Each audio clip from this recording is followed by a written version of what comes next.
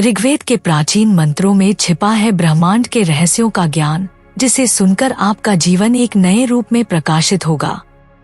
ऋग्वेद को हिंदू धर्म के 4 पवित्र वेदों में से एक माना जाता है। विहित ग्रंथों की गहराई को ऋग्वेद संहिता कहा जाता है। यह 1000 से अधिक सूक्तों और 10,000 से अधिक छंदों का संग्रह है, जिन्हें 10 मंडलों या पुस्तकों में बनाया गया है। भजन और छंद देवताओं की स्तुति और पूजा के इर्द गिर्द घूमते हैं और अन्य विचार उत्तेजक और दार्शनिक संदर्भ रखते हैं।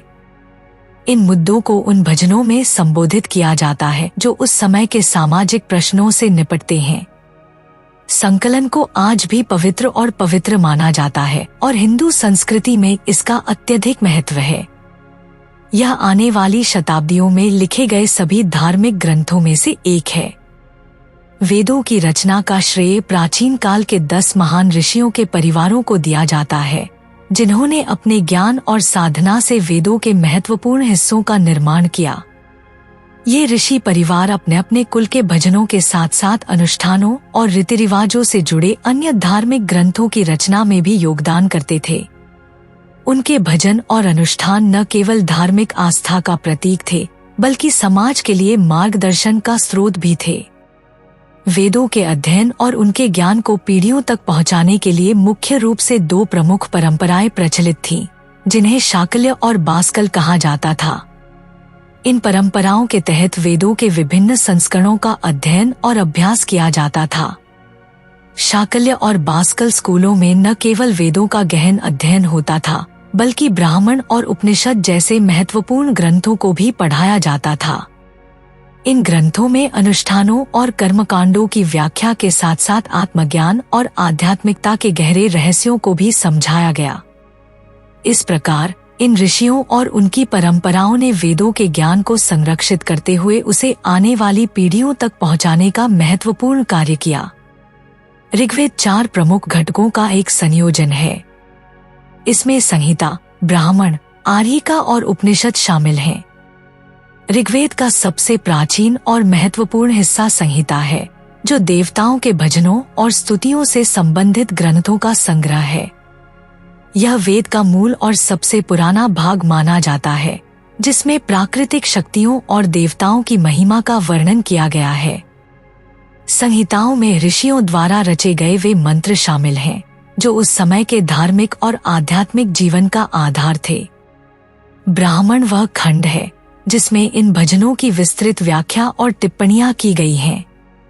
यह भाग यज्ञ और अनुष्ठानों के लिए विशेष रूप से महत्वपूर्ण है, क्योंकि इसमें बताया गया है कि किस प्रकार से मंत्रों का सही उच्चारण और अनुष्ठान किया जाना चाहिए। ऋग्वेद के ब्राह्मण खंड को विशेष रूप से ऋग्वेद ब्राह्मण कहा जाता है। जब लोग सामान्य रूप से ऋग्वेद का उल्लेख करते हैं, तो वे अक्सर संहिताओं की बात कर रहे होते हैं, क्योंकि यही उसका सबसे प्रसिद्ध और व्यापक रूप से अध्ययन किया जाने वाला हिस्सा है।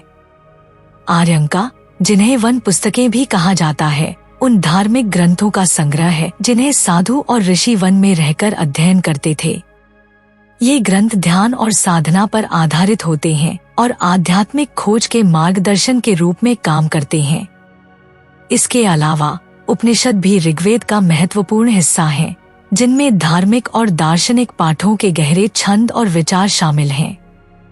उपनिषदों में आत्मा, ब्रह्मा और सृष्टि के रहस्यों पर चर्चा की गई है, जो व्यक्ति को आत्मिक ज्ञान और मोक्ष की ओर ले जाती हैं।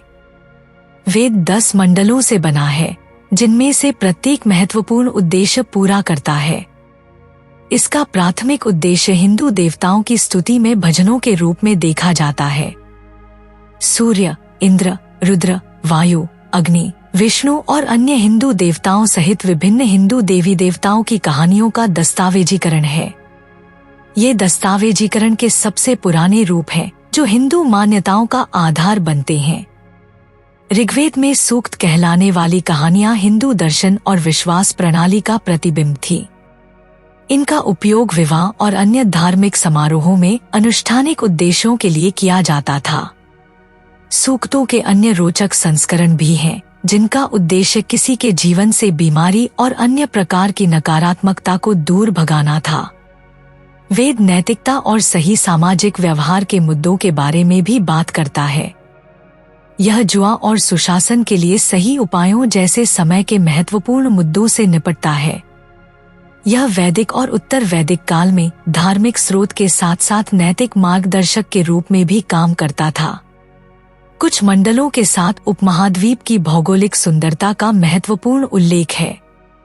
भजन विभिन्न ऋतुओं से संबंधित हैं और सिंधु घाटी से बहने वाली प्रत्येक महत्वपूर्ण नदी के बारे में बात करते हैं।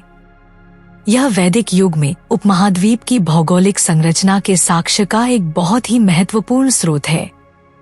कई अन्य उद्देश्य हैं, जैसे विभिन्न रोगों का इलाज, हथियारों और ढालों का ज्ञान, बारिश और अन्य ऋतुओं का उल्लेख आदि, जिन्हें वेद सदियों से आगे बढ़ाते आ रहे हैं। वेद के निर्देशों ने आने वाले वर्षों में उपमहाद्वीप में जीवन को प्रभावित किया।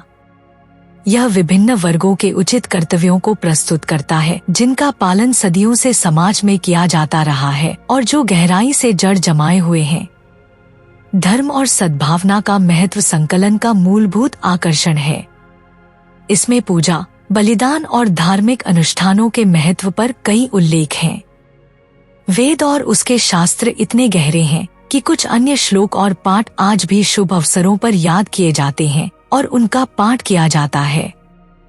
इसलिए ये प्रार्थनाएं और श्लोक दुनिया के सबसे पुराने धार्मिक शास्त्र हैं, जिनका उपयोग आज भी किया जाता है। ऋग्वेद के मुख्य रूप से 5 स्कूल या शाखाएं हैं, जिनमें से केवल 2 ही हाल के समय में बची हुई हैं। ध्वनियों और ध्वन्यात्मकता की परस्पर क्रिया इसके वास्तविक स्वरूप को संरक्षित करने के लिए महत्वपूर्ण थी।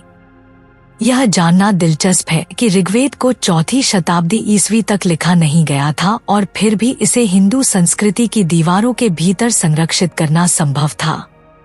वेद की सबसे पुरानी पांडुलिपि ब्राह्मी लिपि में है, जो उस समय लोकप्रिय बोली थी जब भाषा को पाठ के रूप में संरक्षित किया गया था।